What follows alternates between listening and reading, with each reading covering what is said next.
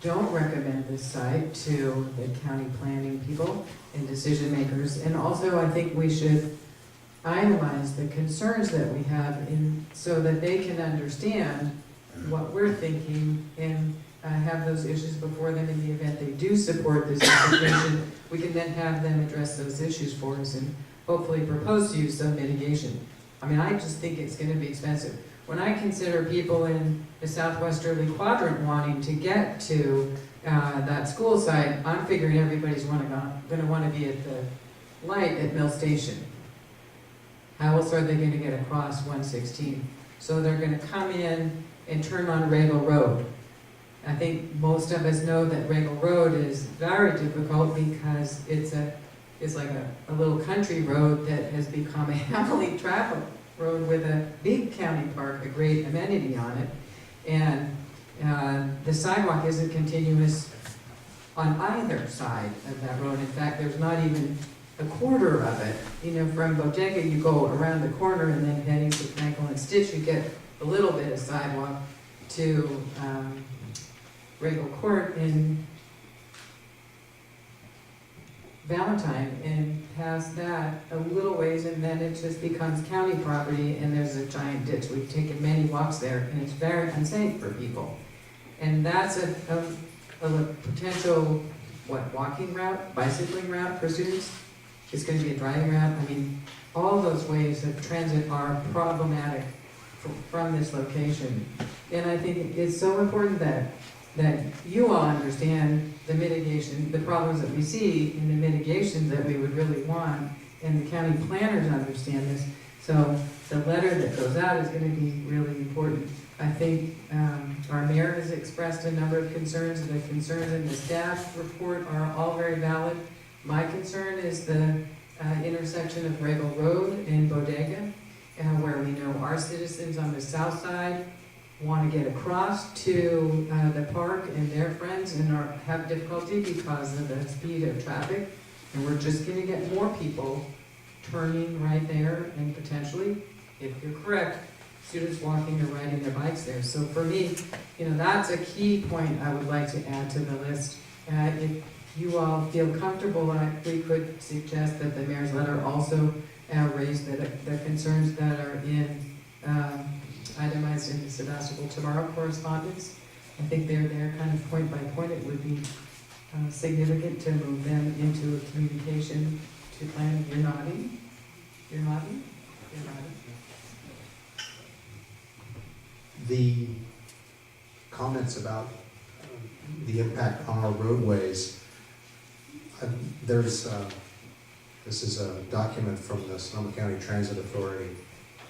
It's actually, this is the meeting packet, so their meetings are long.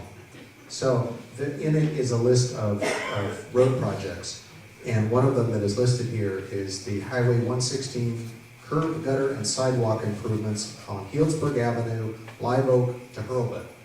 And there's an estimated project cost of $1 million. And there's no funding. This is a wish list. This is going to Santa. So that's that one location. Regal Road is another significant problem in our community. I hear it quite often from bicyclists, recreational cyclists who are going out that direction. I know of a couple who've landed in the ditch out there, broken body parts, because the road is so narrow and vehicular traffic moves so rapidly, and these are experienced multi-decade long cyclists. These aren't 10-year-olds. Council Member Gurney listed the Bodega and Regal intersection. I actually had a significant concern about Regal and Mill Station Road, and I reached out to our police chief about if he could access any incident numbers for that intersection, and he was able to do that from, I'm not sure it goes through the county or through the state, is the keeper of those numbers. The police force keeps the numbers for the intersections and the roadways within our city limits. So I didn't fully understand the report. Chief, can you offer just a really brief summary of what I was looking at? Sure. This is the report from the California Highway Patrol statewide integrated traffic reporting system. These are all collisions that were investigated by the California Highway Patrol at or near the intersection of Mill Station and Regal. Since January 1st of 2002, there have been a total of 10 of them there, 4 of which have involved injuries to people involved, and the other 6 were property damage only. Nobody was hurt. 2 of those were related to DUI drivers, and the other 8 were differing violations, right-of-way violation, driving on the wrong side of the street, improper turn, unsafe speed, things like that. Thank you. So I'm not sure what to make of that, if those are high numbers or low numbers. It just simply states that there's some incidents at that particular intersection, and I don't know how to evaluate those numbers, other than just to have them listed in the record. So we have, I believe we've listed our concerns. We have a suggestion to include the concerns in the Sebastopol tomorrow evaluation of the proposal. Does staff feel as though there's sufficient information to draft a letter? Yes.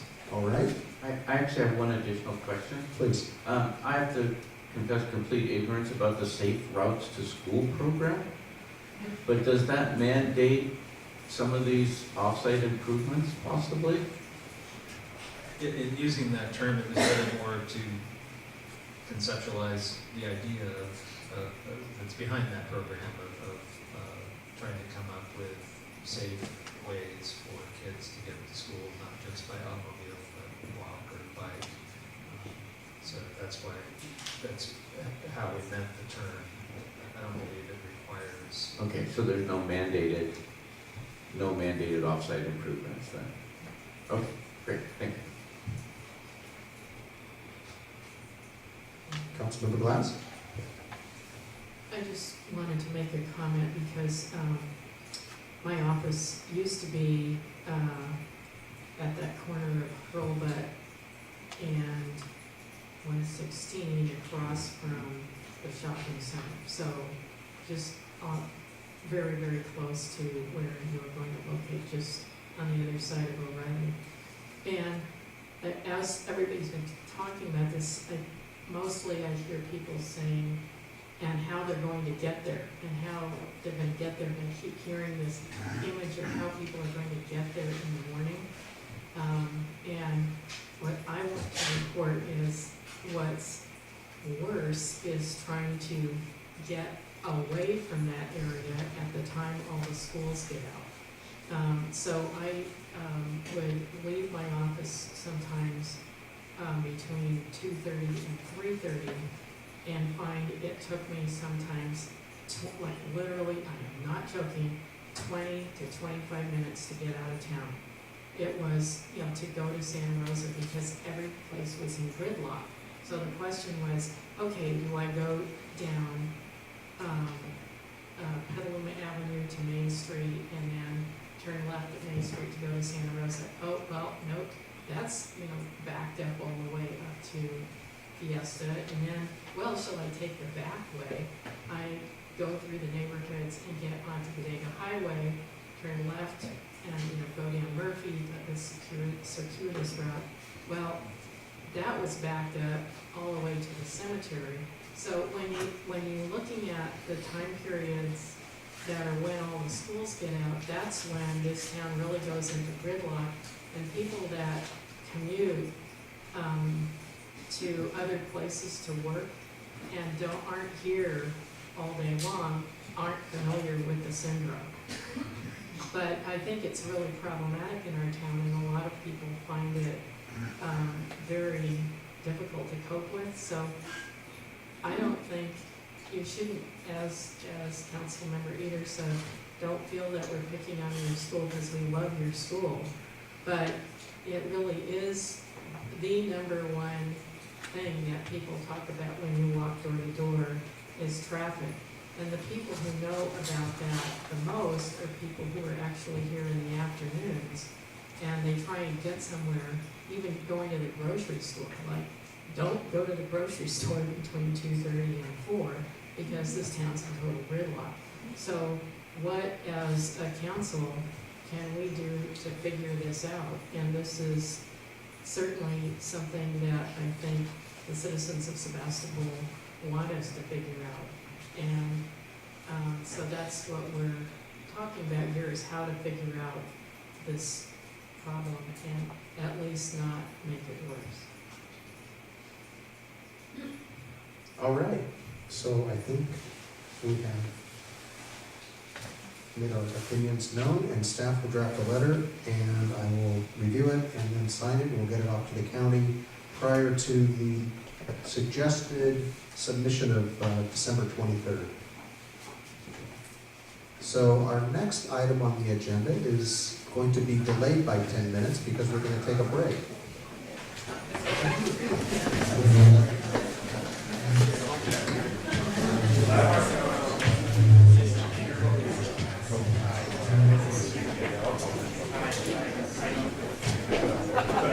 How am I supposed to get out of here? I wasn't warned to bring a break.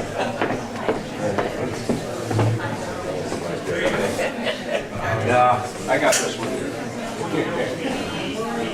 How are you? Did you get my email?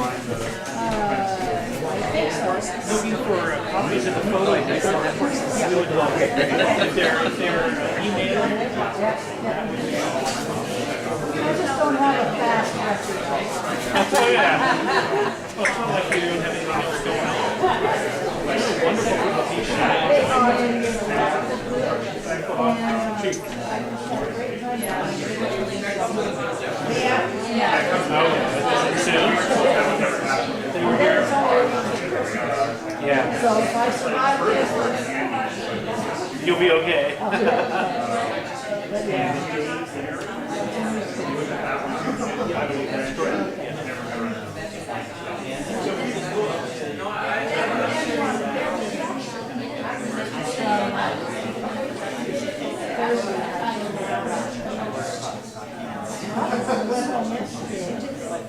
The clothes in the wash,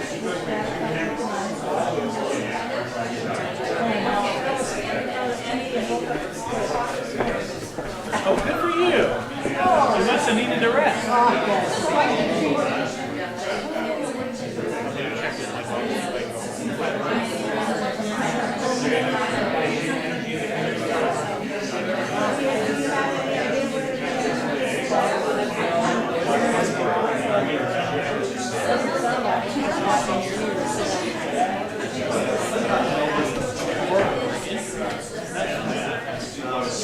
Every 2.5 years,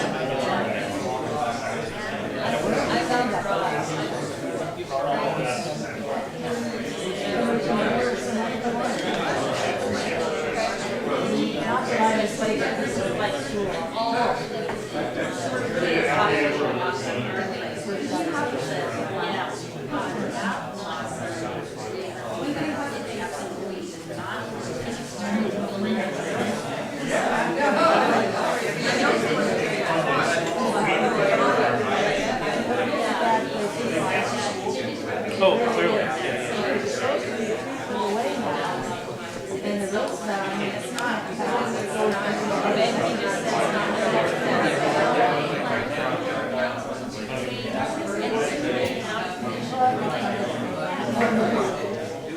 No.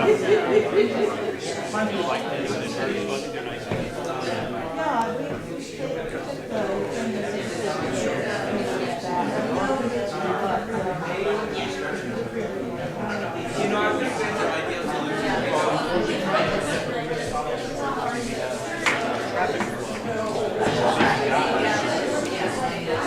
Hello, Chief.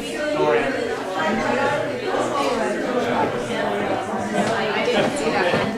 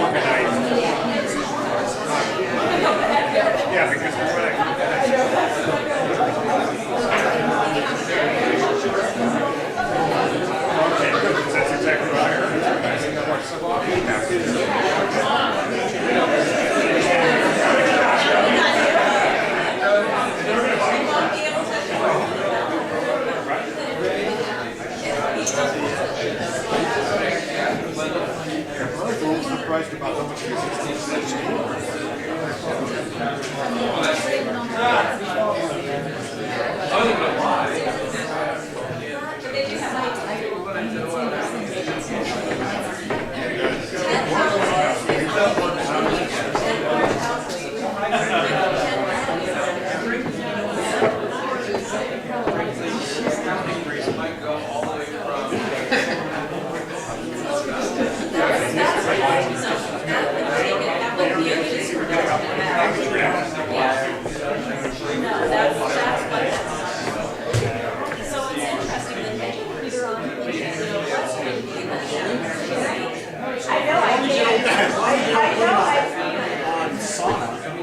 I'll just put it on 20 minutes, 10 minutes, 10 minutes, come on, 10 minutes.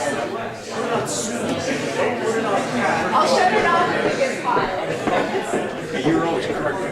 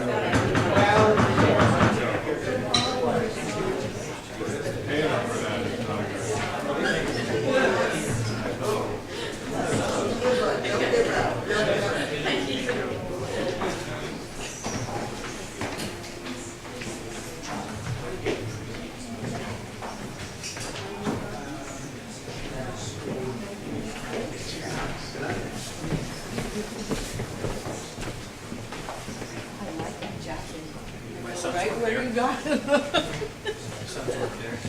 So funny. All right, we're moving on to agenda item number 7,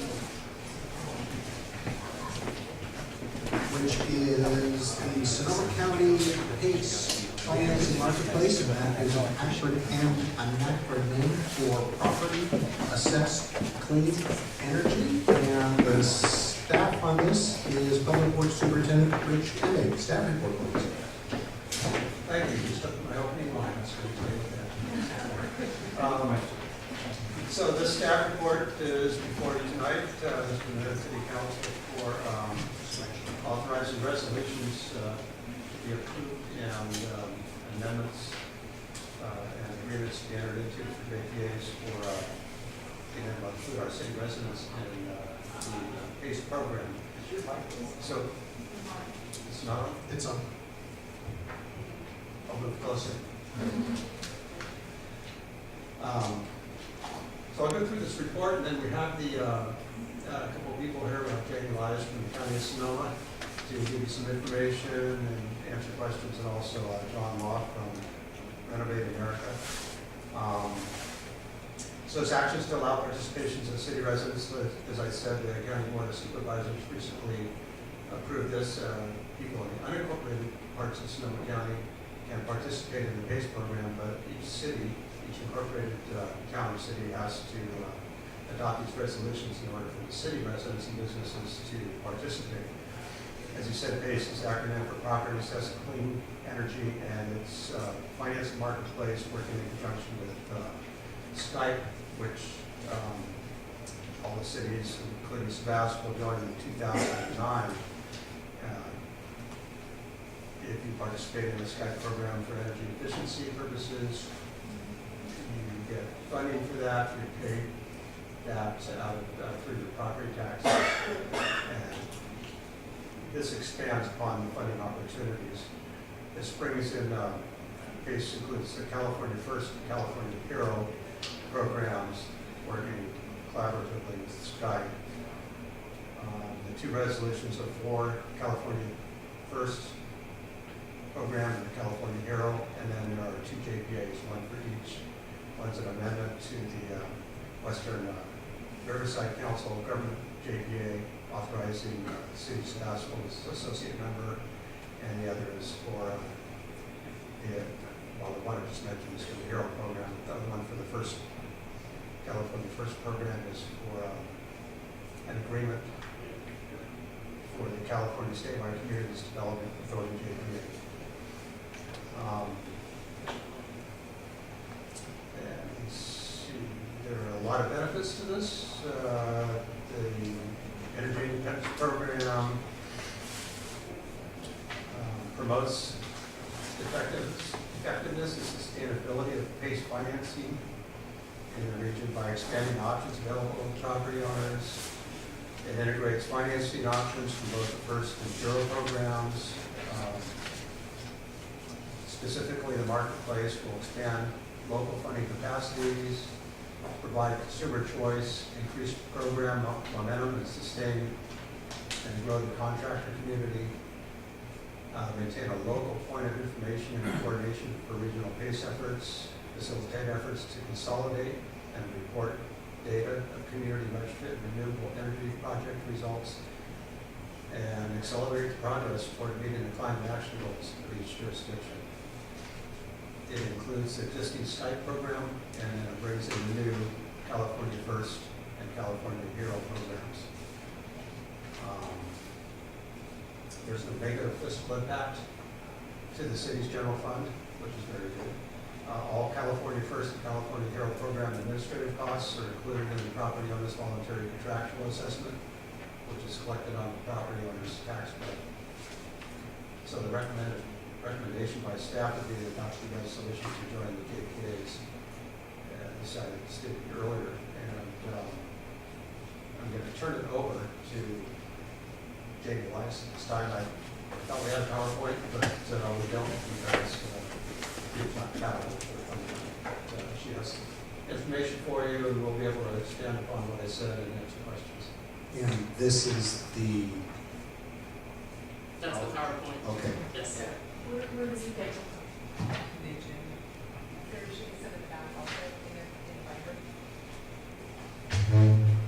So good evening, Mayor Slater, members of the council, city staff. Thank you, Rich.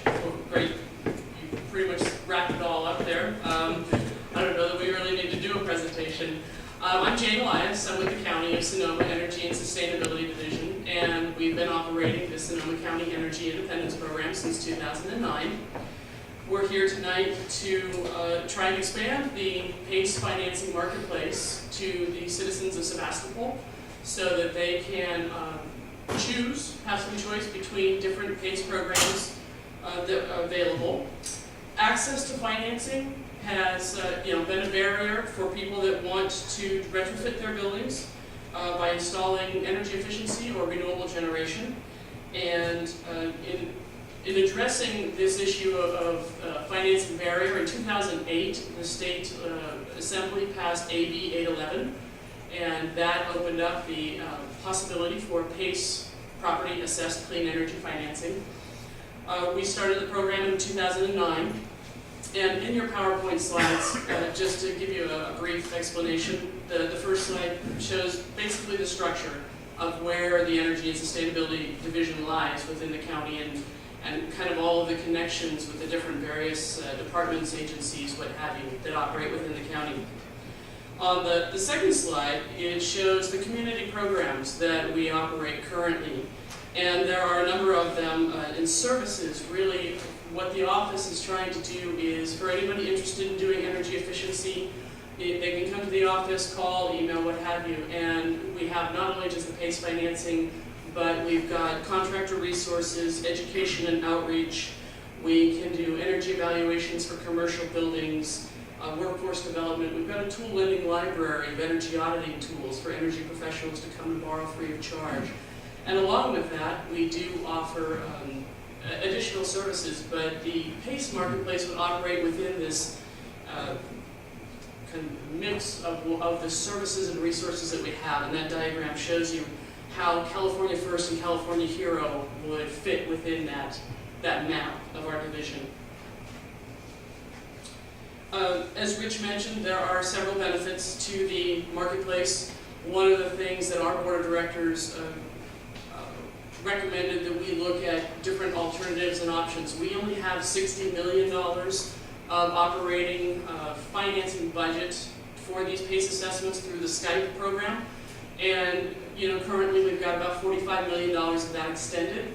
At some point in time, we will reach that $60 million limit, and we wanted to be able to have something in place that assures that people are going to continue to be able to use PACE financing.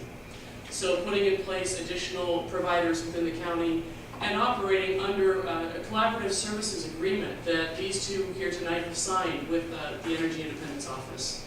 So many of the underwriting criteria and eligibility, what have you, criteria is all pretty much identical, including consumer assurances and protections. By expanding the marketplace, obviously the consumer choices available, the contractor support and resources, creating jobs, and then of course those consumer assurances, and then impartial assistance. We don't look at it as competition as far as the program is concerned, because we were created in 2009 to try and reduce greenhouse gas emissions through the retrofitting of existing buildings. So,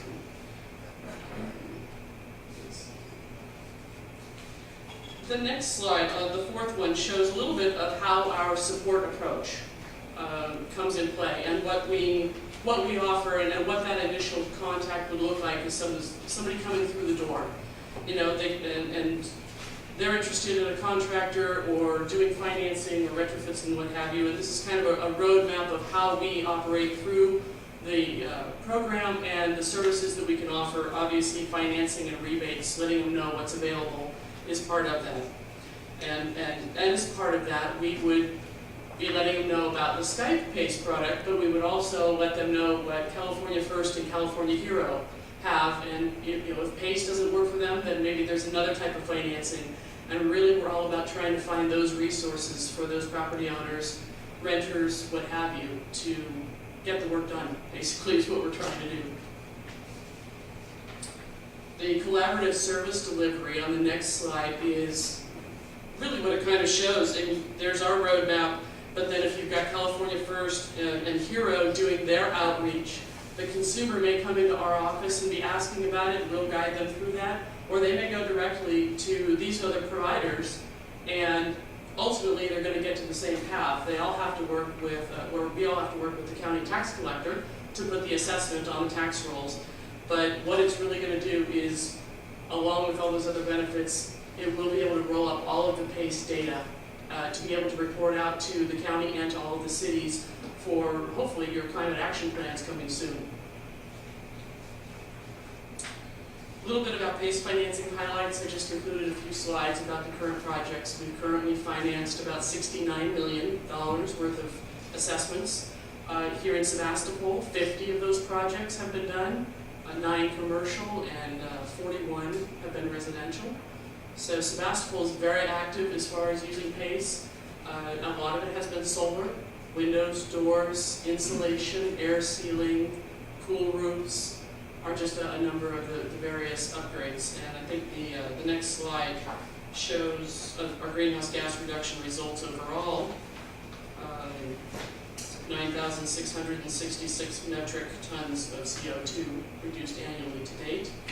And then the types of improvements also shows the most popular, obviously, is solar thermal, windows, doors, insulation, air sealing, roofing, HVAC systems. So I'm here to answer any questions, as well as we've got Cliff Staten from California First and John Law from California Hero, if you have any questions of them. But ultimately, by passing the 2 resolutions tonight to expand the availability of the financing and the agreement to join the JPAs of Western Riverside Council of Governments and CSCDA, we'd be able to offer that consumer choice, expand the contractor and workforce development by some of the monies and efforts that they will bring into the county to through their marketing, education, and outreach efforts, and provide those consumer assurances and impartial assistance. Thank you. Thank you for your presentation. Are there any questions of staff or presenter?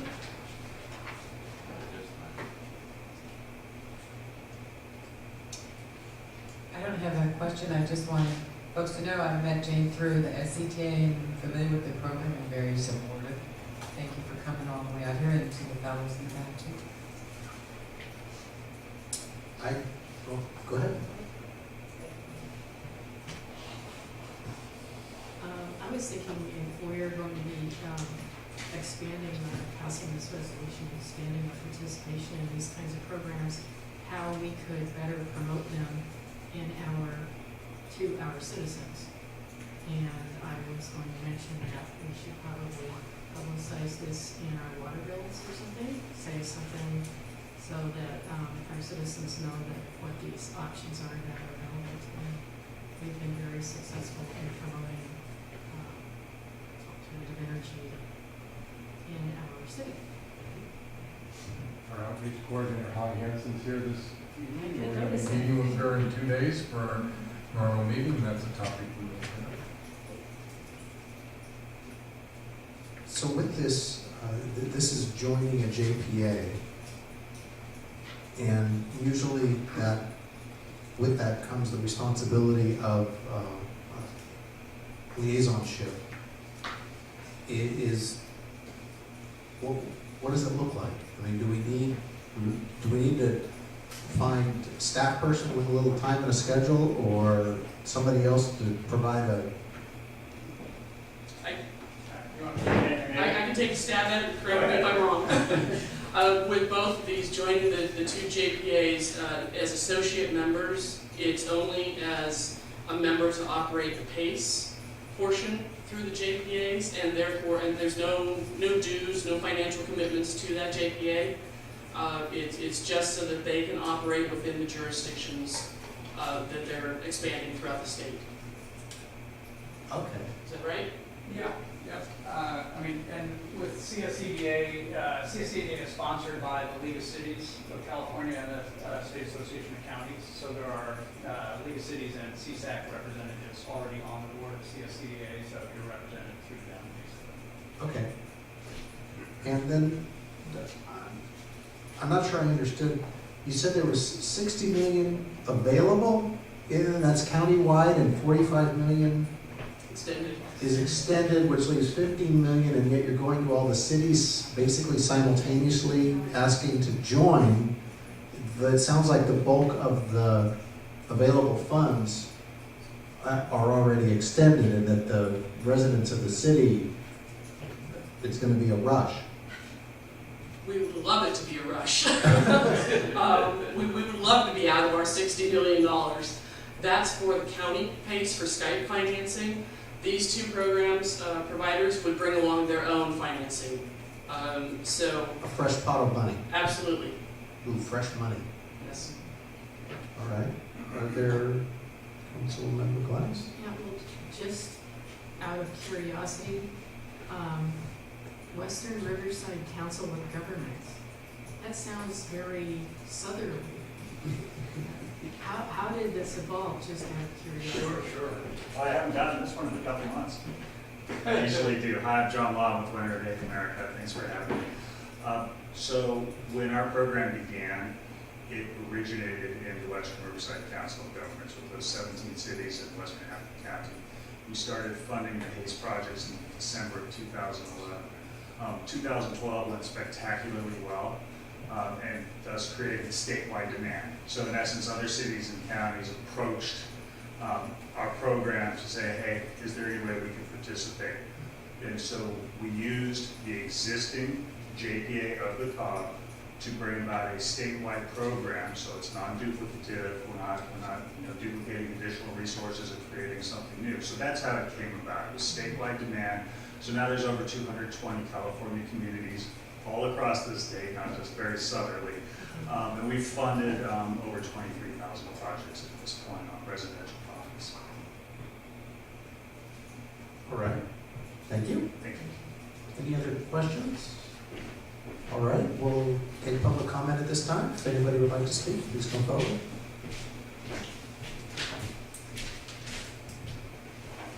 Thank you very much, Member Tavares.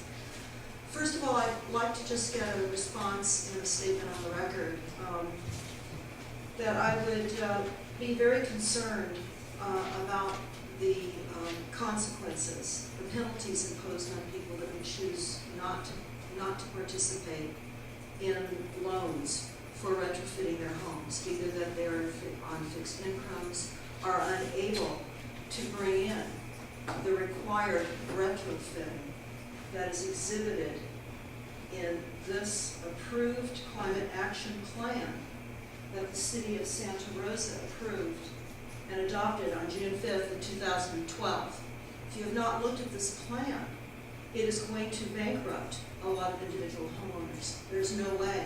Many people on fixed incomes and properties dependent on the level of requirement to meet energy reduction requirements are ever going to be able to comply. There wouldn't be enough money. So what would be the consequence for people that are unable to meet the soon-to-be adopted climate action plans that the city is going to implement, including the requirement of smart meters and all of the RFID chipped appliances and all of the increased installation. This is only to meet the 2015 requirement of 25% below 1990 levels by the end of next year. There's a next annual reduction requirement, or I should say, by 2035, there's again another round of requirements to reduce greenhouse gas emissions. Ultimately, it's to get us as close to zero emissions as possible. And I've looked at many climate action plans throughout the country, many. Pittsburgh 2.0, for example, says that if homes are unable to meet the reduction requirements, they can be destroyed and rebuilt. And so my concern is, what will the penalties be for people that cannot afford to implement these required reductions be based on these plans you're soon to adopt? And I'm concerned about the financing here. I'm looking at another huge banking business. I hear that we're going to have local contractors at work implementing requirements on homeowners who can't afford to perhaps do some of this work.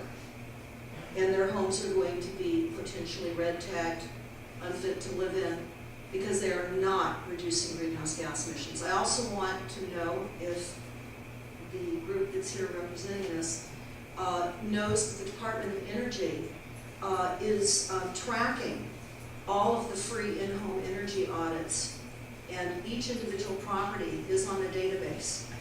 And that database is going to show who is not compliant to greenhouse gas reductions. I would like to talk about that, because what I hear is something really different than what I have heard said thus far. And I have the documents. Thank you. Thank you. Are there any other members of the public who wish to speak on this item? Seeing none, public comment is closed. Need to move a little faster, Lou. All right, I have a question for anybody who can answer on all this reduction of greenhouse gas, which CO2, carbon dioxide. There must be a reasonable goal set of what level needs to be reached, because all we hear is reduce, and zero emissions by, what is it, 2050? Zero emissions. Now, how do you get to zero emissions? We talk a lot about, living naturally and organically, not use a lot of energy for different systems. I compost everything that I produce on my property and reuse in the soil. But composting produces greenhouse gas. CO2 is a byproduct of decomposition. In fact, the rainforests are a huge contributor of carbon dioxide to the world, because all that dead decaying matter that's laying on the rainforest floor is producing carbon dioxide. It's a natural process. So what is the real goal? And how come nobody has said we have to reach a certain point and then we're going to be okay? Maybe we're okay now. The climate has not been warming for several years. That's why they changed this tactic of global warming to climate change, because we can't say it's warm enough anymore. Does greenhouse gas cause the planet to warm up? I don't know. It hasn't been warming, so I want some answers as to that make sense. Because to me it's all double speak, it's double talk. And what am I going to do about my compost pile? Do you have regulations for that? What are they? I'd like some sensible answers, because what I hear, it just doesn't make sense. Thank you. Mr. Mayor and staff, I have to leave with a family emergency, so I just wanted folks to know I'm leaving now to take care of that. Sorry. No problem. We understand. So, second call, third call, public comment is closed. And bring it to council for discussion or a motion.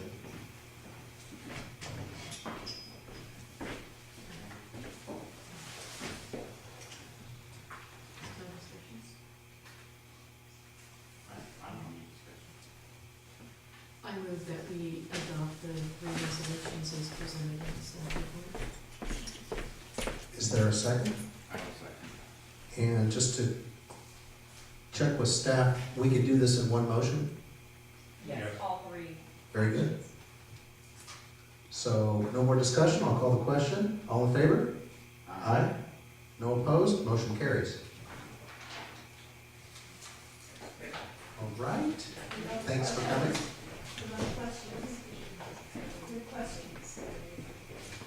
Item number 8 is the discussion of amendments and assignments to the city council and staff committee assignments for the calendar year of 2015. Mayor, Yes. I have a little trouble with my microphone. See, generally I do have trouble with my microphone. We wonder if the council might consider postponing committee assignments in view of the fact that Councilmember Jacob is not here and Councilmember Vice Mayor Gurney just had to depart. We could, Well, I'm seeing that as an opportunity for the three of us. I second that. But in fairness to our two colleagues who are not here, I think that is probably a reasonable request. And I don't see any issues at all. There's nothing here that is particularly time sensitive. All right, so we will talk about that probably first meeting in January. So that leaves item number 9. Number 9. The discussion of designated voting delegate and alternates to vote in the mayor's absence for the 2015 Sonoma County Mayors and Council Members City Selection Committee meetings and Sonoma County Mayors and Council Members Board and General Membership Association meetings. Staff report, please.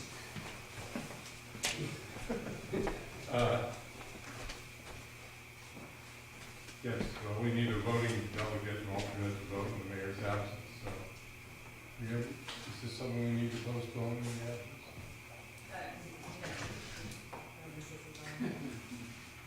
This is to designate if the mayor is not being able to attend a Sonoma County Mayors and Council Member meetings, which are held the 2nd, 4th, 6th, and 8th of the month, so 4 meetings a year. If the mayor is not there, he can designate the voting delegates. Typically, it's a vice mayor and then probably council members after that.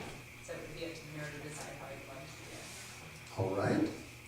It would be my suggestion that we do it thusly. Vice mayor would be second, and then 3 council members are all designated representatives, and they can decide amongst them if the mayor and vice mayor cannot attend, then it would be up to the other 3 council members to decide amongst them who would vote. Is there any discussion on that? Is there any public comment on that? Does that sound reasonable? You didn't close public comment. Public comment is closed. No, there's no comment. All right. So I think that that's just the way we'll handle it. Can I have a motion on that, please? So moved. Is there a second? Second. All in favor? Aye. No opposed. I still want to assign something to our missing columns. So let's see.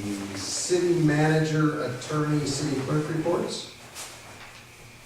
City clerk may have a report. I'll just comment though that you note to the council that I will be out of the office December 24th, returning January 5th. All right. But I won't be out of town. Okay, thank you for that. City council reports, committees, subcommittees, really brief one on Sonoma Clean Power. all cities in the county have now joined. Petaluma voted last night to join. Roanoke Park voted a couple weeks ago. So we're at 100% for the cities, and revenues are really strong. Debt is getting lower and lower to the point of almost non-existence, and all residential customers, save the ones in Cloverdale, Roanoke Park, and Petaluma, which are the newest cities to join, will be receiving their energy via PG&E lines through Sonoma Clean Power had they not opted out. So you'll see a 5 to 7% reduction in your electric bill, and the energy will be coming from cleaner sources. Any other reports? Well, I would like to report on the Sonoma Marin Mosquito and Vector Control District. Rolls right off the tongue. We met this past